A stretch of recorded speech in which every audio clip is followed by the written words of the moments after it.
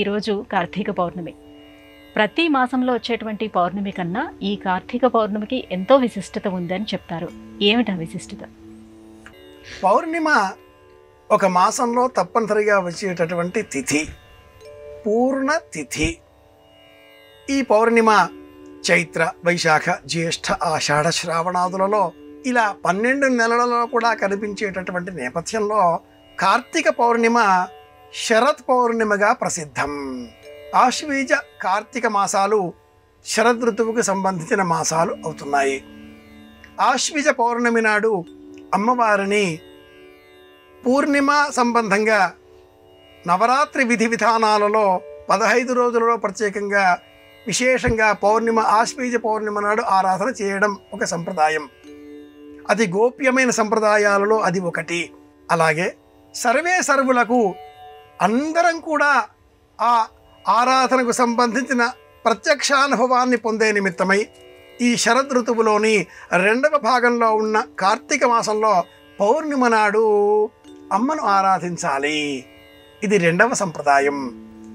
ఈ సంప్రదాయాన్ని అనుసరించి కార్తీక పౌర్ణిమ సముద్ర స్నానం చేయడం, నదీ స్నానం చేయడం, దీపారాధనలు వెలిగించడం, ప్రదోష సమయంలో ధాత్రి పూజ చేయడం, అంటే బృంద అన్న పేరిట ఉసిరిక మొక్కను సేకరించి పూజించడం, విశేషంగా పాలను రాగి చెట్టు, వేప చెట్టు, జమ్మి చెట్టు, మామిడి చెట్టు, ఉసిరిక చెట్టు, ఈ 5 చెట్లు మొదల పాలను, రాగి చెంబులో ఉన్న పాలను అలా పోసి పితృదేవతలను స్మరించడం. ఇలా చేసిన ఎడల పితృదేవతల అనుగ్రహంతో వంశాభివృద్ధి కలుగుతుంది. ఏ సంకల్పపూర్వకంగా మనం ఈ మహావృక్షాల మొదల పాలు సమర్పిస్తామో ఆ సంకల్పం నెరవేరుతుంది.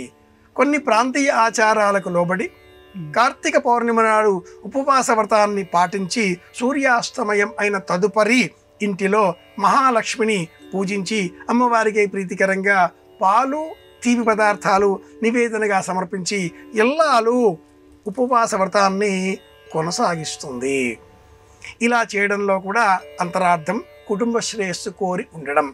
ప్రాంతీయ ఆచారాలకు లోబడి కొన్ని ప్రాంతాల్లో జ్వాలా తోరణం అన్న పేరిట కూడా పార్వతీ పరమేశ్వరుల స్మరణపూర్వకంగా అర్ధచంద్రవృత్త ఆకారంలో వెలిగేటటువంటి ఒక మంటల నీడవలే ఒక అర్ధచంద్ర ఆకారంలో ఆ జ్వాలలను ఏర్పాటు చేసి ఆ జ్వాలలను దర్శనం చేసుకుంటారు.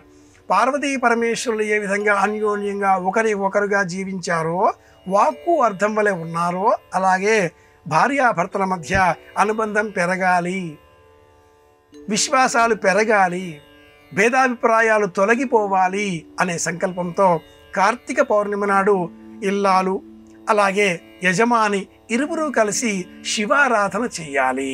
ఉదయమంతా కూడా ఉపవాస వ్రతాన్ని పాటించి ప్రదోష సమయంలో పరమేశ్వరాభిషేక సేవ నిర్వహించాలి. పసుపు నీటితో భార్యాభర్తలు ఇరువురు కూడా కార్తీక పౌర్ణమి నాడు సూర్యాస్తమయం అయిన అనంతరం శివారాధన చేసే సమయంలో అభిషేక సేవ నిర్వహించినట్లయితే ఆ ఇరువురి మధ్యన పూర్వం ఉన్నటువంటి భేదాభిప్రాయాలు తొలగిపోతాయి అని కూడా సాధనా ప్రపంచం ప్రత్యేకంగా తెలియజేస్తుంది. కార్తీక పౌర్ణిమ స్నాన నియమం, దాన నియమం, వాంగ్ నియమం, భోజన నియమం అనే 4 ప్రధాన నియమాలతో ముడిపడి ఉంటుంది. స్నాన నియమం, కార్తీక పౌర్ణమి నాడు దేహానికి మట్టి రాచుకొని స్నానం చేయాలి. ఇది మొదటి నియమం.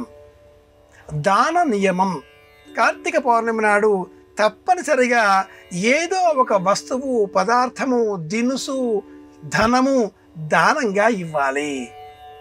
అలాగే ఆ 3వ నియమము, 4వ నియమాలను కూడా అనుసరించి పాటించినట్లయితే తప్పక ప్రయోజనం చేకూరుతుంది.